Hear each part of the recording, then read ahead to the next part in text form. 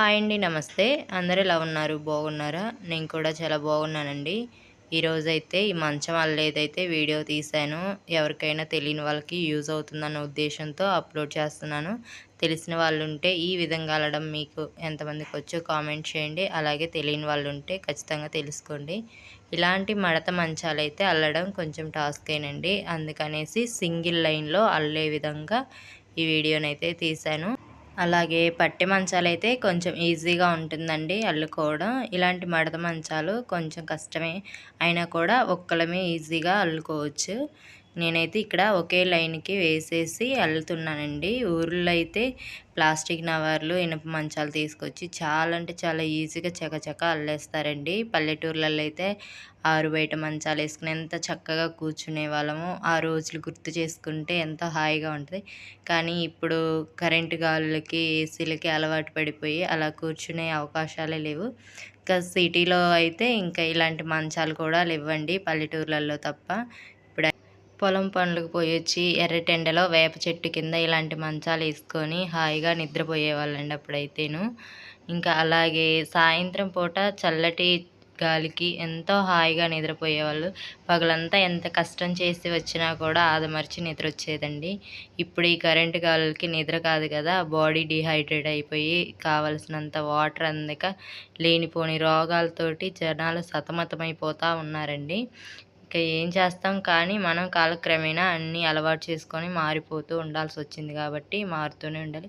కానీ వీలైన వాళ్ళు వీలుగా ఉన్నంత మటికి ఇలాంటి మంచాలు గానీ, చెట్టు కింద కూర్చోవడం అలాంటివన్నీ కూడా మన ఆరోగ్యానికి ఎంతో మేలు చేస్తాయండి. ఇప్పటికీ ఊర్లల్లో అయితే చాలామంది అలాగే హాయిగా కూర్చుంటారు.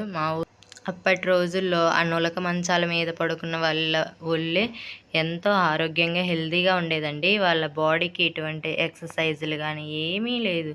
ఆ మంచం మీద పడుకోవడం వల్లే ఆ ఒత్తిడికి బ్లడ్ సర్క్యులేషన్ బాగా జరిగేది. వాళ్ళు 80, 90 సంవత్సరాల దాకా కూడా ఎంతో ఆరోగ్యంగా ఉండేవాళ్ళండి.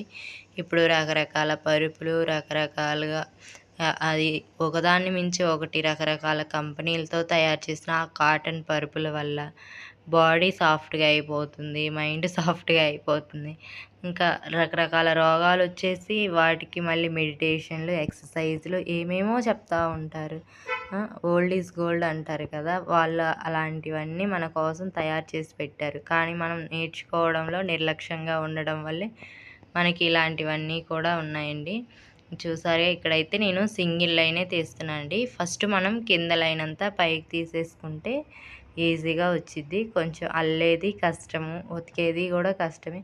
కానీ 2 నెలలకి, 3 నెలలకి ఒకసారి ఒక్కరోజు పని కూడా అదేం కష్టం కాదండి. మన ఒంటికే కొంచెం ఎక్సర్సైజ్ లాగా ఉంటది.